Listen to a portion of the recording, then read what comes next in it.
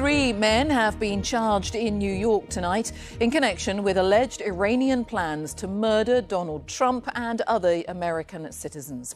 One of the men hasn't been arrested and is believed to be in Iran. Prosecutors say the plan dates back to September, before the presidential election. Our North America editor, Sarah Smith, is in Florida tonight. Sarah. Yeah, the 3 men have been charged with trying to assassinate Donald Trump during the presidential campaign, and doing so under the instruction of the Iranian Revolutionary Guard. The criminal complaint alleges that an Iranian asset was told to hire people in the United States to conduct surveillance on Donald Trump and ultimately to try to assassinate him. They were told that money was no object whatsoever. But if they couldn't get the plan together within 7 days, then they were to wait until Donald Trump loses the election, they were told, when the Iranians believed it would be easier to kill him. Enjoying his victory on Tuesday night, Donald Trump could also celebrate surviving the campaign after 2 serious attempts to kill him and a separate Iranian assassination plot. As you know, there have been 2 assassination attempts on my life that we know of, and they may or may not involve, but possibly do, Iran. President Biden said it would constitute an act of war if Iran tried to kill Donald Trump, after US intelligence services warned of a specific Iranian plot. We've been threatened very directly by Iran.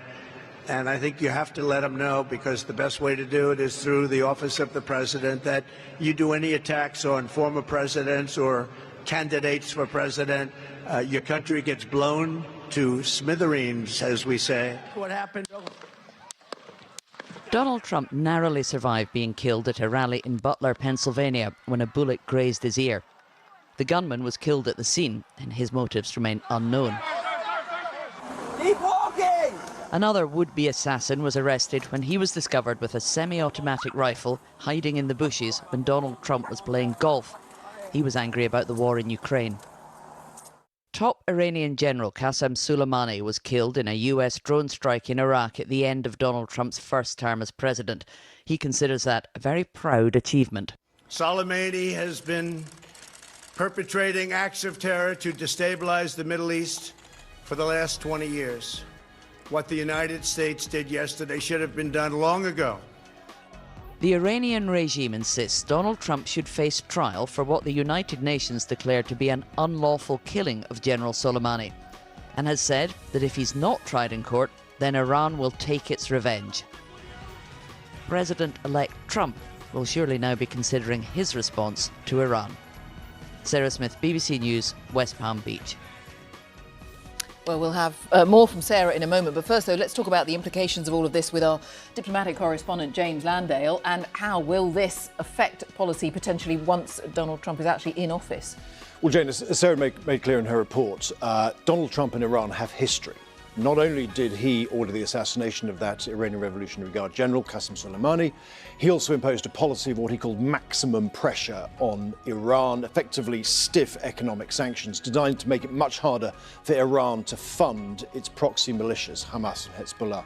He also pulled Iran, the United States, out of an international deal that was designed to curb Iran's nuclear ambitions in the return for lifting those economic sanctions. But that was 4 years ago. The world is very different now. Iran is locked in a direct war with Israel. And Israel's Prime Minister, Benjamin Netanyahu, wants to step up his attacks on Iran, potentially even targeting its nuclear and energy facilities. Now, thus far, Joe Biden has resisted this, fearing escalation. The question now is, will Donald Trump say, actually, no, we want to give Israel a freer hand? Some of his aides say that is possible because he will take this kind of plot personally.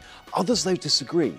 And they say, look, remember, Donald Trump said, and I quote in his victory speech, "I'm not going to start wars, I'm going to stop wars." So it may be that he wants not to escalate a conflict that potentially could drag the United States in.